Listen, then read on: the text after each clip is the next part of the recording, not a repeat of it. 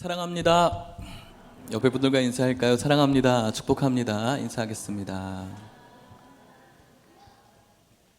지난 주간 잘 지내셨습니까? 날씨가 참 무덥습니다.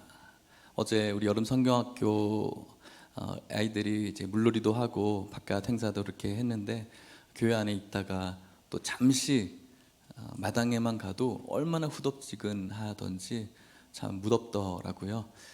이런 날씨 가운데 여러분들의 건강이 더욱더 건강해지시기를 주님의 이름으로 축복합니다. 은혜 받으시기를 원하십니까? 오늘 이 예배의 주인공은 누구시죠? 하나님이십니다. 누가 기뻐하는 자리여야 됩니까? 하나님이 기뻐해야 되는 자리입니다. 나의 만족이 아닙니다. 우리의 지적인 체험이 있는 자리 아닙니다. 우리의 감정의 즐거움이 있는 그것이 최우선 되는 자리가 아닙니다. 이 시간은 하나님께서 영광 받으시는 자리이고 하나님께서 높임을 받으시는 자리임을 믿을 수 있기를 원합니다. 그래서 이 예배가 내 마음에 들지 않는다가 아니라 이 예배가 내 마음이 하나님 마음에 들 수 있는 그런 예배가 될 수 있기를 주님의 이름으로 축복합니다. 은혜, 많은 성도님들이 이 은혜를 원합니다. 하나님께 바라는 은혜들이 있어요. 그 은혜를 여러 가지 방면으로 사람들은 생각합니다. 오늘 찬양이 참 좋았다. 그래서 은혜. 오늘 참 말씀이 참 좋았다. 그 좋았다는 의미에는 참 논리적이었다, 혹은 감동적이었다, 재미있었다, 들을만했다, 교훈이 있었다, 여러 가지의 그런 포인트로 은혜가 될 수 있겠죠. 그것들을 다 부인할 수는 없겠지만 그런 것보다는 정말로 오늘 우리들이 하나님 앞에 올려드릴 만한 예배였는가가, 내가 만족되었는가가 아니라 내가 설득되어졌는가, 내 감정이 좋았는가가 아니라 하나님께 올려드릴만 했는가가 하나님 앞에 받으실 은혜의 그릇이 됨을 기억할 수 있기를 원합니다. 그렇다면 여러분들이 방금 은혜 받기를 원하십니까? 은혜 받는 거 싫습니다라고 이야기하는 성도님들은 저는 없다라고 생각해요. 대답을 하지 않거나 아니면 그거에 대해서 별로 감동이 없다면 정확하게는 성도가 아니라고 저는 생각합니다. 아직까지는 믿음이 없거나 교회에 그냥 다니는 것 자체에 의미를 두는 사람이라고 할 수가 있겠죠. 성도라면은 이 은혜를 받아 누리기를 원합니다. 그리고 교회를 왔다 갔다 하는 그런 분들 가운데도 뭔지는 잘 모르겠지만 준다고 하니까 받고 싶어 하는 그런 분들도 있습니다. 왜 그것을 원하는 것입니까? 은혜를 원하는 이유가 무엇이죠? 뭔가 힘이 될 것 같아서, 이 세상을 살아가는 데 있어서 뭔가 능력이 되어지고 위로가 될 것 같아서 이런 부분이 참 클 것 같습니다. 그런데 하나님께서 우리들에게 주신 은혜의 목적이 있어요. 왜 이 은혜를 우리에게 주시려고 할까요? 하나님은? 오늘 우리는 빌립보서 2장 말씀을 읽게 되었습니다. 1장 29절에는 이렇게 말씀하고 있는데 우리 같이 한번 읽어볼게요. 시작. 그리스도를 위하여 너희에게 은혜를 주신 것은 다만 그를 믿을 뿐 아니라 또한 그를 위하여 고난도 받게 하려 하심이라. 아멘. 하나님이 그리스도를 위해서 우리에게 은혜를 주세요. 그 은혜를 주신 이유가 뭐냐면 그를 믿게 하려고, 예수님을 믿게 하려고 저와 여러분들에게 은혜를 주시는 거예요. 그리고 또 중요한 이유는 예수님을 위해서 고난을 받게 하려고 은혜를 주시는 거예요. 고난이 없는 게 은혜가 아니라 고난을 받게 하려고 은혜를 주시는 거예요. 그렇기 때문에 은혜를 원하는 사람은, 은혜를 받는 사람은 고난이 있어요. 고난이 있을 뿐만 아니라 그 고난을 이길 수 있는 능력이 바로 이 은혜인 거예요. 그래서 저와 여러분들에게 이 은혜가 필요한 것은 이번 주에 이 말씀으로 내가 위로받고 잘 살아야지. 그 잘 산다는 것은 이 세상을 살아나가면서 예수님을 믿지 못하게 하는 불신의 문제들, 그리고 여러 가지의 고난 속에서도 그것을 이겨낼 수 있는 그 힘을 얻기 위해서 은혜를 간구해야 되는 것입니다. 은혜 받기를 원하십니까? 여러분들에게 이 은혜가 충만하기를 원합니다. 그런데 고난 받는 것은 이 단어 자체의 고난이 아니라 실제적인 고난은 아파요. 아프고 슬프고 기분이 별로 좋지 않아요. 언짢아요. 힘이 나지 않아요. 결론적으로는 내 안에 기쁨이 사라져버려요. 왜 그럴까요? 이 고난은 어디서 기인이 될까요? 30절 말씀에는 이 고난을 이렇게 또 이야기합니다. 30절 말씀 읽어볼까요? 시작. 너희에게도 그와 같은 싸움이 있으니 너희가 내 안에서 본 바요 이제도 내 안에서 듣는 바니라. 아멘. 싸움에서 오거든요, 이 고난은. 여러 가지의 싸움이 있어요. 누군가가 상대방이 있어야 되겠죠? 개인과의 싸움이 있어요. 그것이 참 고난스러워요. 또 어떤 공동체와의 싸움이 또 있어요. 내 남편과 아내, 자녀, 일하는 사람, 교회 성도들, 여러 가지의 상대방이 있어요. 또 내 안에 나와의 또 싸움도 있어요. 이 모든 것들이 고난인데 이 고난을 이겨내기 위해서 우리들에게는 은혜가 필요해요. 어떻습니까, 여러분? 여러분들에게 이러한 싸움이 혹시 오늘날 우리들의 모습이지 않습니까? 빌립보 교회 성도들을 향해서 사도 바울이 쓰고 있어요. 빌립보서는 사도 바울이 감옥에서 쓴 거예요.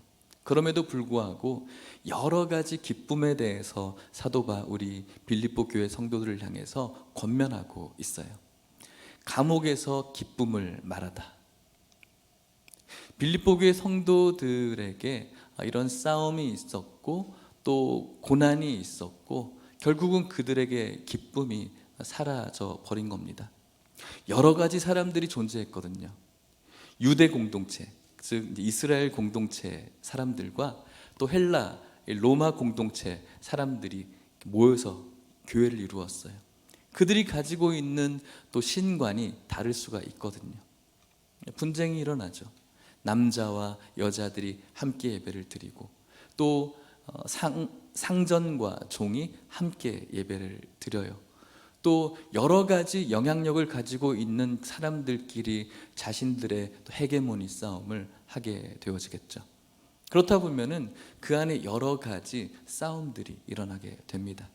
그 싸움은 바로 그 안 자체로서 고난입니다. 이 고난을 교회 밖이든 아니든 우리는 겪게 되어집니다.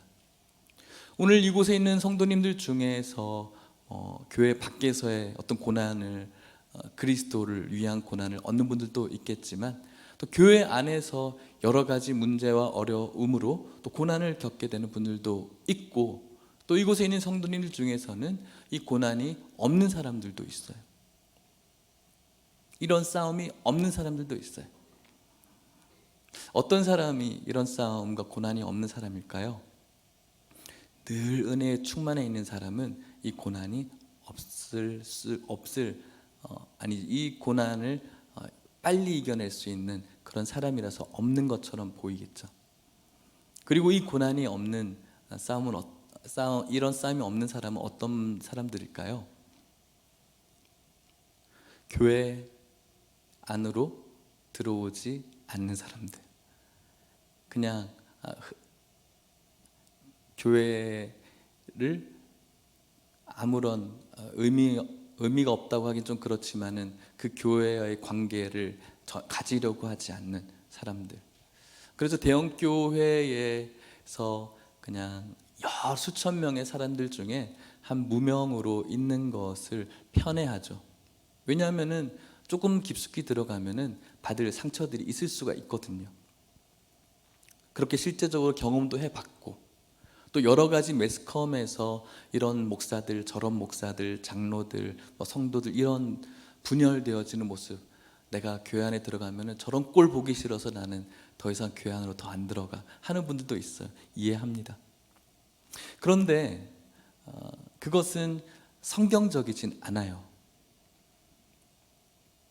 교회 안으로 가까이 들어가는 것에 대해서 그런 문제 때문에 들어오지 못하는 분들을 이해는 합니다만은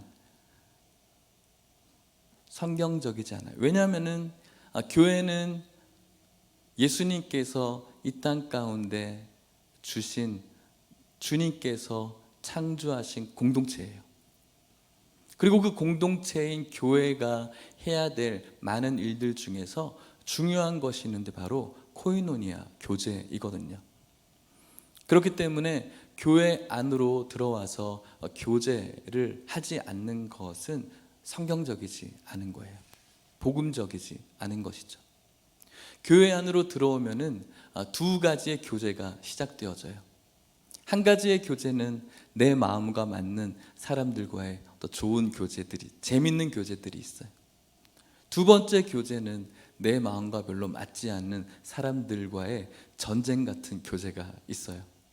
그런데 그 두 가지 교제는 이상한 것이 아니에요. 당연한 거예요. 사람들이 모이게 되어지면은 한 소리만 낼 수 없거든요. 아까도 말씀드렸지만 이 빌립보 교회, 이 초대교회 성도들은 유대 공동체, 로마 헬라 공동체, 남자 여자, 상전, 종, 여러 가지 영향력을 가진 사람들, 있는 자, 없는 자, 무엇을 잘하는 자, 못하는 자, 건강한 자, 연약한 자, 수많은 사람들이 가지고 있는 관심이 다른 분야의 사람들이 모여요. 환경도 다르고요. 그 안에서 벌어지는 그런 감정적인 소모가 많이 있을 수밖에 없어요. 하지만 이것이 바로 교회예요. 교회 안에서 아무런 문제 없이 다 행복하다, 다 즐겁다, 그러한 공동체는 이 세상에서 존재하지 않습니다. 교회는 그런 곳이죠. 힘들고 어렵지만 그런 교제도 있는 곳이 교회이고, 그런 곳에서 교제해야 되는 것이 바로 성경적인 그런 성도의 모습이라고 할 수가 있겠죠. 그래서 혹시 그런 것이 싫고, 혹시 그런 것들이 두려워서 안으로 들어오는 것이 부담스러운 분들이 있다면 그것을 부술 수 있는 은혜가 있기를 축복합니다.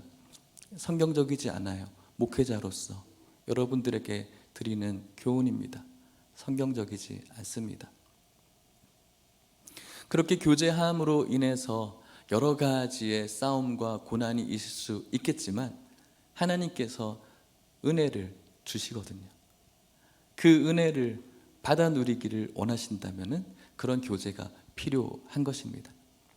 그리고 그 교제 가운데 일어나는 그 고난과 싸움으로 우리의 기쁨이 잃어버려질 때, 그때 오늘 2장 1절은 이렇게 시작하는 겁니다. 오늘 본문의 말씀이죠. 같이 읽어볼게요. 시작. 그러므로 그리스도 안에 무슨 권면이나 사랑의 무슨 위로나 성령의 무슨 교제나 긍휼이나 자비가 있거든. 네. 그렇기 때문에, 그러므로 우리들에게는 권면이나 위로나 사랑이나 교제나 긍휼이나 자비가 필요하다는 거예요. 또 그것이 있는 상황들이라는 것이죠. 교회가 그 안에서 서로 교제하면서 있어야 될 것은 권면도 있어야 되고, 위로도 있어야 되고, 사랑도, 교제도, 긍휼도, 자비도, 여러 가지의 이 마음들이 저와 여러분들에게 필요한 거예요. 뿐만 아니라 어떤 것도 있어야 될까요? 2장 2절 말씀입니다. 같이 읽어볼게요. 시작. 마음을 같이하여 같은 사랑을 가지고 뜻을 합하여 한 마음을 품는다. 마음을 같이 해야 된다. 같은 사랑을 가져야 된다는 거예요. 같은 사랑. 우리가 한 마음을 갖는 데에서 힘들게 하는 것이 있어요. 누군가에게 권면을 하고 위로를 하고 긍휼을 베풀고 자비를 베풀고 사랑을 베푼다라고 하는 그 주체는 그 상대방을 향한 약간의 우월의식이 있어요. 같은 마음이 아니라, 동등한 마음이 아니라, 네가 잘못했지만 내가 좀 참을게, 내가 조금 더 성숙한 사람이니까 당신에게 긍휼을 베풉니다. 누가 봐도 네가 잘못했지만 내가 조금 더 성숙한 사랑을 가졌으니까 사랑을 풉니다. 아니에요. 같은 마음이에요. 같다라는 전제가 있어야 돼요. 성경은 우리 모두를 향해서 죄인이라고 이야기하고 있어요. 우리들을 향해서 죄인이에요. 죄인으로 우리는 동등하고, 우리 죄를 덮어주시고 우리 죄를 용서해 주시는 예수님을 향하여 모든 성도들이 눈을 돌릴 때 우리는 그분으로 인해서 한 마음이 되어지는 거예요. 똑같은 죄인, 동등한 죄인으로서 내가 성숙하니까, 나는 잘못 없으니까, 당신이 좀 아직 연약하니까 그런 마음으로 내가 끌어줘서 나와 같이 하나가 되는 것이 아니라, 같은 죄인으로서 우리의 죄를 용서해 주시고 은혜를 부어주시는 하나님을 함께 바라보며 한 마음이 되는 거예요. 그것이 바로 오늘 사도 바울이 권면하고 있는 또 하나의 마음이라고 이야기를 하는 것입니다. 뿐만 아니라 또 4절 말씀, 3절 말씀을 또 읽어볼게요. 3절입니다. 시작. 아무 일에든지 다툼이나 허영으로 하지 말고 오직 겸손한 마음으로 각각 자기보다 남을 낮게 여기고. 어떤 일이든지 다투지 말래요. 허영으로도 하지 말래요. 여기서 이야기하는 다툼이라는 말을 조금 더 깊게 들여다보면은 이런 말을 가지고 있어요. 다툼은 자신을 내세우고자 하는 욕구, 그리고 천박한 이기주의, 그리고 당파심이라고 다툼을 표현하고 있습니다. 그냥 이기주의가 아니라 굉장히 천박한 이기주의가 여기서 이야기하는 다툼이에요. 교회 안에서의 나만 제일 잘났어, 나는 아무런 문제 없는 사람인데 저 사람이 잘못했어, 제가 잘못했어. 당파심. 허영도 하지 말래요. 허영이 뭡니까? 실체가 없는 거죠. 나는 그렇지 않은데 더 부풀리는 거예요. 외식적인 것이고 가식적인 거예요. 근데 인정받고 싶어요. 그게 허영이죠. 결국은 인정받고 싶다는 것은 누구에게 영광을 돌리려고 하는 겁니까? 나를 영광 돌리게 하려는 것. 다툼이든지 허영이든지 이 두 가지 다 하나님께 영광이 전혀 될 수가 없는 것이죠. 그러면서 오직 겸손한 마음으로 남을 나보다 더 낮게 여겨야 된다고, 높게 여겨야 된다고, 겸손해야 된다라는 또 겸손의 마음을 가져야 된다라고 사도 바울이 이야기합니다. 그리고 4절 말씀 또 읽어볼까요? 시작. 각각 자기 일을 돌볼 뿐더러 또한 각각 다른 사람들의 일을 돌보아 나의 기쁨을 충만하게 하라. 각각 자기 일을 돌볼 뿐더러, 각각 자기 일을 돌볼 뿐만 아니라 자기 일을 돌볼 뿐더러, 이 말이 무슨 뜻이냐면은 자기 실속만 챙기지 말고, 너에게 유익되는 일만 하지 말고 다른 사람들의 일도, 다른 사람들의 실속도 돌보아야 된다, 챙겨줘야 된다라는 것이죠. 그렇게 함으로써 나의 기쁨을 충만하게 하라. 여기서 이야기한 나가 누구입니까? 사도 바울이죠. 이 빌립보 교회의 목회자, 담임 목회자이겠죠. 목회자에게 있어서 성도들의 아픔은 동일한 아픔이에요. 저도 이 예일교회를 섬기면서 다 좋으신 성도님들이지만 또 늘 이렇게 웃으면서 설교하는 것 같지만 웃으면서 안으로 울고 있을 때가 너무너무 많아요.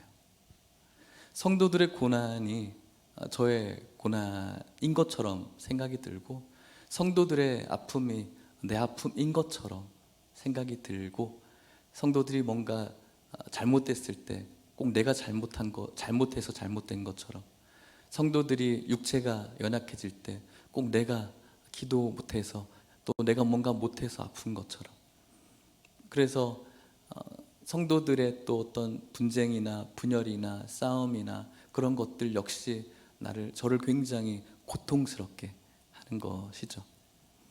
그래서 어떤 성도님들은, 어떤 분들은 저를 막 축복해 주시죠. 큰 목회 하십시오 라고 하는데, 전 막 큰 목회 그렇게 하고 싶진 않아요. 세상에서 이야기하는 성도님들이 많으면 많을수록 제가 느껴야 될 고통의 감정도 너무 많아지니까 이렇게 막 엄청 많아지는 거, 그것이 저에게 목표는 아니에요. 아프거든요. 사도 바울이 그랬을 것 같아요. 자신이 피 흘려 땀 흘려 수고한 이 공동체가 서로 여러 가지 문제로 분열되고 분쟁되고 아프고 속상한 일이 있을 때 감옥에 있는 것 자체로도 너무나 고통스러운데, 그런 소식이 들려올 때 얼마나 아플까요? 목회자뿐만 아니라 하나님의 마음, 예수님의 피값으로 산 이 교회 안에 이런 아픔들이 존재할 때 무엇보다 가장 아파하실 분이 우리 하나님이죠. 그래서 이 교회 안에 있는 이런 아픔들, 서로의 분쟁들, 분열들, 찌름들, 그런 것들은 결국은 하나님의 마음을 아프게 하는 것이라고 오늘 사도 바울이 우리들에게 가르쳐 주는 겁니다. 그러면서 이것을 극복하기 위해서 여러 가지의 마음들을 가르쳐 주는 거예요. 권면하고 위로하고 사랑하고 교제가 있고 긍휼히 여기고 자비심을 갖고 나보다 남을 더 낮게 여기고 돌보고 허영으로 하지 말고 다투지 말라고 이야기를 하는 거예요. 그리고 이 모든 것들을 다 종합했을 때 이것이 곧 어떻게 해야 되는 겁니까? 5절 말씀 같이 읽어볼까요? 시작. 너희 안에 이 마음을 품으라. 곧 그리스도 예수의 마음이니. 아멘. 여러 가지의 마음들이 수많이 나열되어져 있는데 그것을 다 기억하지 못해도 하나밖에 없어요. 결국은 뭡니까? 예수의 마음인 거예요. 예수 그리스도의 마음을 품으면 된다는 거죠. 예수님이 어떤 마음이셨죠? 6절에서 8절에 이렇게 말합니다.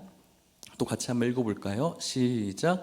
그는 근본 하나님의 본체시나 하나님과 동등됨을 취할 것으로 여기지 아니하시고 오히려 자기를 비워 종의 형체를 가지사 사람들과 같이 되셨고 사람의 모양으로 나타나사 자기를 낮추시고 죽기까지 복종하셨으니 곧 십자가의 죽으심이라. 아멘. 예수님의 마음이 어떻게 표현되어집니까? 하나님과 본체셨어요. 이 세상을 창조하신 최고의 권위자였던 하나님이 하나님과 동급이었는데 자신을 비워냈습니다. 그리고 이 땅 가운데 인간의 몸을 입었습니다. 비하된 거죠. 거룩하고 존귀한 여러분들의 몸이 생태계로 따지면 하등 동물로 여러분들이 변하게 되어진 거죠. 자기가 비하되어진 겁니다. 어떠한 고통도 느끼지 말아야 될 그 몸이 인간의 육신의 몸을 입고 고통받을 뿐만 아니라 가장 영광받아야 되고 찬양받아야 되어지는 그 몸이 가장 비참한 십자가 뿐만 아니라 죄인이라는 이름으로 죽어야 됐습니다. 십자가에 죽기까지 복종했던 그 마음이 바로 예수 그리스도의 마음인 거예요. 그 마음을 품으라고 이야기합니다. 하나님 앞에 보였던 그 겸손, 그 복종, 순종, 그리스도의 그 마음을 품는 것, 그것이 바로 오늘 우리들이 겪게 되어지는 수많은 내적 외적 싸움에서 오는 고난을 이기는 방법이라고 이야기하고 있는 것이죠. 겸손함. 어떻게 겸손해집니까? 겸손하십니까? 겸손한 분들 보셨습니까? 이 세상에 많은 사람들이 윤리적으로 참 겸손한 분들이 있으세요. 또 TV에만 틀면은 겸손한 사람들이 많이 나와요. 그런 사람들이 인기가 많이 있어요. 연예인들도 그렇고요. 정치인들도 그렇죠. 얼마나 겸손한지. 그런데 그들의 겸손을 저는 좀 의심해요. 겸손한 척 잘하죠. 선거철만 되면 보십시오. 그 무더운 태양볕 아래 거리에 나와서 90도로 인사하지 않습니까? 막 공해가 막 심한 그 도로가에 나와서 차들을 향해서 자신들을 봐주지도 않는데도 90도로 인사하는 국회의원들 얼마나 겸손합니까? 그럼에도 불구하고 그 안에는 뭐죠? 내가 우월하죠. 그냥 시민들, 일반 사람들을 향한 굴림자로 살아가는 사람들이죠. 겸손한 척하는 거죠. 연예인들도 겸손한 사람들이 인기가 많이 있죠. 겸손하게 보여야지 말 한번 잘못하면 나락으로 떨어지거든요. 겸손한 것 같습니다. 하지만 겸손한 척하는 거예요. 사랑이 있는 것 같지만 그렇지 않습니다. 자신의 팬들을 이렇게 겸손합니다. 90도까지 인사를 합니다. 팬들을 위해서 이번 앨범을 만들었다고 합니다. 그럼 팬들을 위해서 공짜로 줘야죠. 근데 팬들을 위해서 팔아먹거든요. 겸손한 척하는 사람들이 많이 있습니다. 어떻게 하면 우리가 겸손해질 수 있을까요? 예수님처럼 하나님 앞에 서서 내 본질을 발견했을 때 실제적인 겸손이 시작되어집니다. 윤리적으로 돈 목적 때문에, 인기 목적 때문에, 명예 목적 때문에 겸손한 척하는 것이 아니라 하나님 앞에 서게 되어질 때 나의 본 모습을 발견하게 되어져요. 뭡니까? 연약한 자, 죄인. 그런 우리들의 본 모습은 우리를 높일 수가 없어요. 겸손해질 수밖에 없는 거죠. 예수님께서 하나님 앞에, 그 말씀 앞에 서서 그 말씀에 복종하셨어요. 말씀대로 나셨고, 말씀대로 기적을 베푸셨고, 말씀대로 누군가에게 갔고, 말씀대로 죽으셨어요. 그게 바로 예수 그리스도의 마음인 거예요. 그래서 낮아지신 거예요. 우리도 겸손할 수 있으려면은 하나님 앞에 설 때 겸손해지는 거예요. 그 앞에 우리의 존재를 발견해질 때 우리는 높아질 수가 없어요. 허영 부릴 수가 없어요. 저 사람이 잘못했다. 나는 아무 잘못 없는데. 그런 말 할 수도 없어요. 똑같은 죄인이거든요. 그 안에서 우리는 돌보고 긍휼히 여기고 자비함을 갖고 교제를 하고 권면하고 위로하고 다투지 않고 허영 부리지 않고 남을 나보다 낮게 여길 수가 있는 것이죠. 그런 삶이 비참한 삶입니까? 그렇지 않습니다. 예수님께서 그렇게 순종하신 결과 9절에서 11절 말씀 제가 읽어볼게요. 이러므로 하나님이 그를 지극히 높여 모든 이름 위에 뛰어난 이름을 주사 하늘에 있는 자들과 땅에 있는 자들과 땅 아래에 있는 자들로 모든 무릎을 예수의 이름에 꿇게 하시고 모든 입으로 예수 그리스도를 주라 시인하여 하나님 아버지께 영광을 돌리게 하셨느니라. 아멘. 그런 하나님 앞에서의 겸손함을 가지고 그 겸손함을 가지고 자신이 살아가는 그 자는 비참하지 않습니다. 하나님께 영광 올려드리는 삶이고 그 삶이야말로 하나님이 주시는 은혜에 충만한 삶이 되어지는 것입니다. 사랑하는 성도 여러분, 오늘 여러분들의 삶 속에 교회와 혹은 가정과 일터에서 여러 가지의 싸움과 고난과 그런 문제들이 있을 수가 있습니다.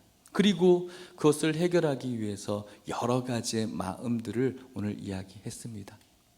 하지만 바로 하나님 앞에 선 나의 모습을 발견하고 그리스도의 마음을 가질 때 여러분들이 은혜의 길로 들어갈 수 있음을 기억할 수 있기를 축복합니다. 말씀을 마치도록 하겠습니다. 오늘도 우리는 이 예배 속에서 또 예배에 오기까지 여러 가지의 마음이 우리들에게 존재합니다. 그 마음들 속에서 부정적인 마음들이 있을 때 우리의 평안은 많이 깨어지게 됩니다. 고난이 있을 때, 그리고 싸움이 있을 때, 또 여러 가지 문제가 있을 때 깨어질 뿐만 아니라 그런 나와 싸우는 상대방, 나의 고난을 주었던 상대방을 내가 이기고 무너뜨려야 된다는 그런 마음, 그런 감정도 있습니다.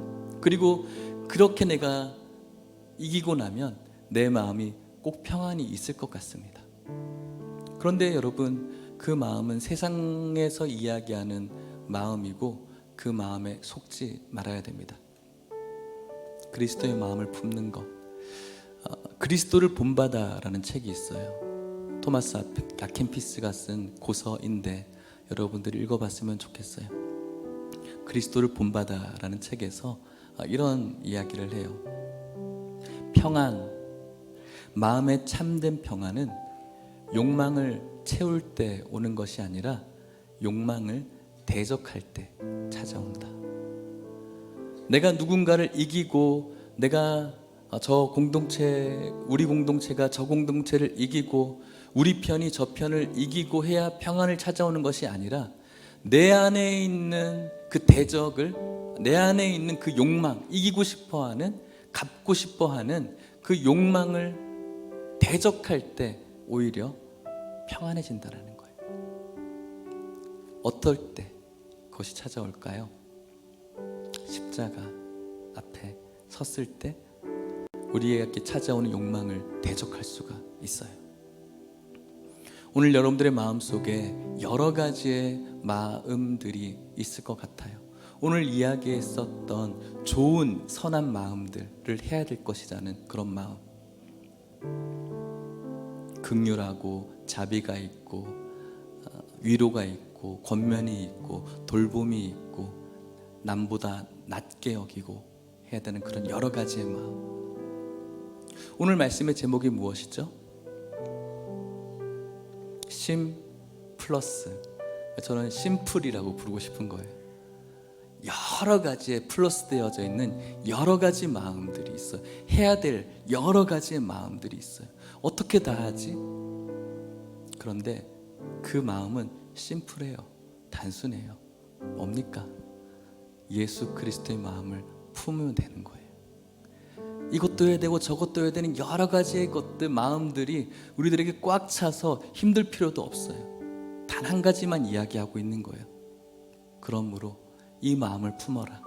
예수 그리스도의 마음. 그때 우리들에게 평안이 찾아오고, 웃지 못했던 여러분들에게 기쁨이 찾아오고, 그리고 예수 그리스도의 은혜로 여러분들이 그것을 극복할 수가 있게 되어지는 겁니다. 오늘 우리가 이렇게 찬양하고 기도했으면 좋겠어요. 하나님 앞에 서 보니, 십자가 앞에 서 보니 저는 죄밖에 없습니다. 죄인입니다. 다른 사람보다 그렇게 낫지 않습니다. 저 사람이 잘못했다. 아니요, 저도 죄인입니다. 주님 마음 갖기를 원합니다. 예수 그리스도의 마음. 여러 가지의 그 복잡한 그런 심경들 다 데쳐두고 딱 한 마음, 심플한 예수 그리스도의 마음, 그 마음 갖게 해주십시오. 그 마음으로 오늘 찬양하고 기도할 때 여러분들에게 기쁨과 은혜가 회복되어지시는 줄 믿으시기를 축복합니다. 같이 찬양합시다.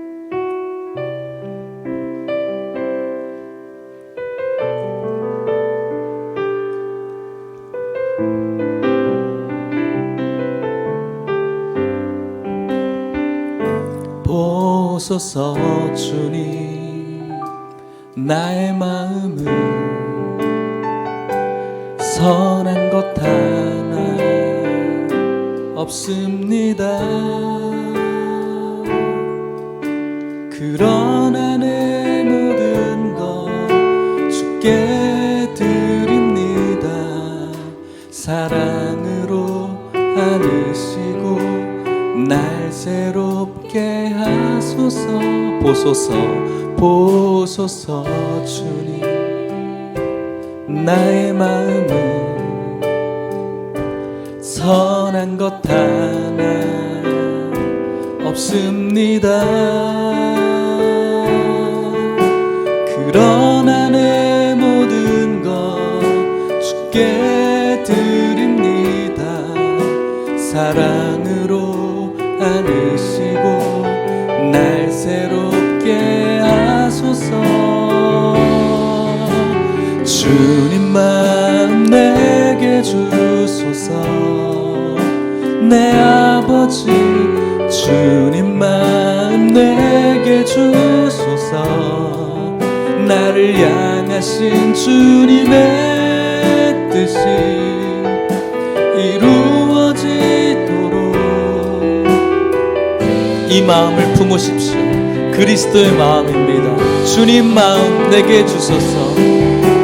주님 마음 내게 주소서. 내 아버지 주님 마음 내게 주소서. 나를 향하신 주님의 뜻이 은혜 받기를 원하신다면, 회복하기를 원하신다면 이 마음을 품으십시오. 단순합니다. 주님 마음 내게 주소서.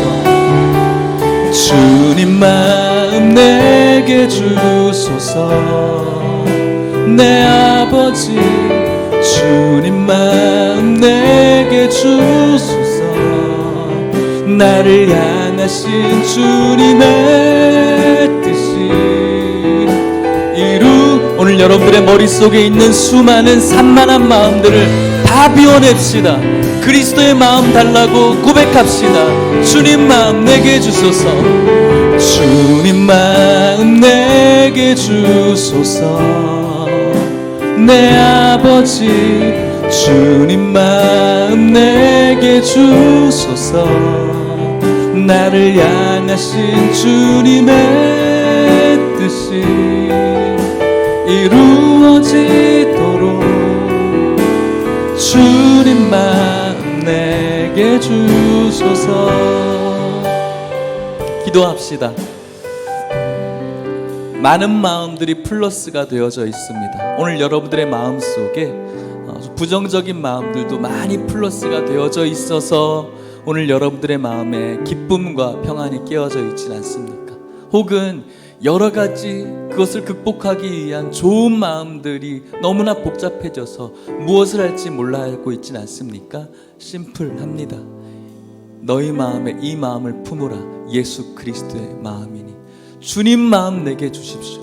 내가 뭔가 우월하고 나에게 아무런 잘못이 없고 내가 정말 괜찮은 사람이다라는 전제하에 주님의 마음을 얻는 것이 아니라 하나님 앞에서 내가 연약하고 죄인임을 기억하면서 예수님의 마음, 죽기까지 복종하셨던 그 예수님의 마음을 나에게 주셔서 나에게 회복과 은혜와 은혜의 충만함이 넘치는 그런 삶이 되어질 수 있게 해달라고 오늘 여러분들을 위해서 같이 기도합시다. 기도하시겠습니다. 하나님 아버지 감사합니다. 이 시간 주님이 주신 귀한 은혜가 오늘 말씀 가운데 우리들에게 전해지기를 원합니다. 하나님 아버지 붙잡아 주시옵시고 주님의 은혜 가운데 나아갈 수 있는 우리 모든 성도님들 될 수 있도록 축복하여 주시옵소서. 하나님 아버지 우리들에게 주님의 은혜를 간구하고자 하는 마음들이 있습니다. 하지만 여러 가지의 마음의 싸움들이 있습니다. 여러 가지의 마음들이 우리들의 마음속에 꽉 차 있습니다. 복잡합니다. 산만합니다. 어지럽습니다. 오늘 주님 분명히 말씀합니다. 이 마음을 품으라. 예수 그리스도의 마음이라고 말합니다. 하나님 앞에서 죽기까지 순종하시고 복종하셨던 예수님의 마음을 품게 하시고 하나님께 영광 올려드리는 삶 살게 하여 주시옵소서.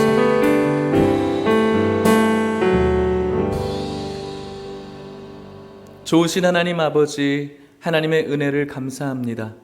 하나님 아버지, 오늘 우리들이 어떠한 마음으로 주님 앞에 나와 있는지 돌아봅니다. 여러 가지의 세상적인 마음들, 여러 가지의 내 마음에 꿈틀대어지고 있는 욕망들, 내가 평안하기 위해서 이렇게 해야 된다라고 말하는 내 마음의 여러 가지의 생각들, 하나님 아버지, 그것으로 꽉 차 있고 그것으로 헝클어져 있고 그것으로 산만해져 있는 이 마음들, 혹은 하나님께 주시는 여러 가지의 좋은 마음들이 정리되지 않아 복잡한 이 마음들. 하지만 오늘 성경은 우리들에게 분명히 말합니다. 너희 안에 이 마음을 품으라. 곧 그리스도 예수의 마음이니. 단순합니다.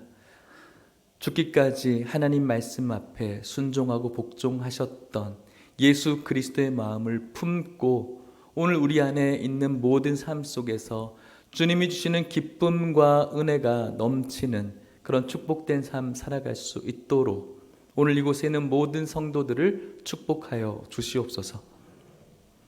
예수 그리스도의 은혜와 하나님의 사랑과 성령의 교통하심이 우리들이 가지고 있는 여러 가지의 마음을 다 내려놓고 예수 그리스도의 마음 이거 하나 품고 주님 오시는 그날까지 늘 주님과 함께 은혜 가운데 교제하면서 기쁨의 삶을 살아나갈 수 있기를 소망하는 이곳에 있는 모든 성도님들과 이들의 가정과 사랑하는 하나님 예일교회와 다음 세대 가운데 이제로부터 영원토록 함께 있을지어다. 아멘.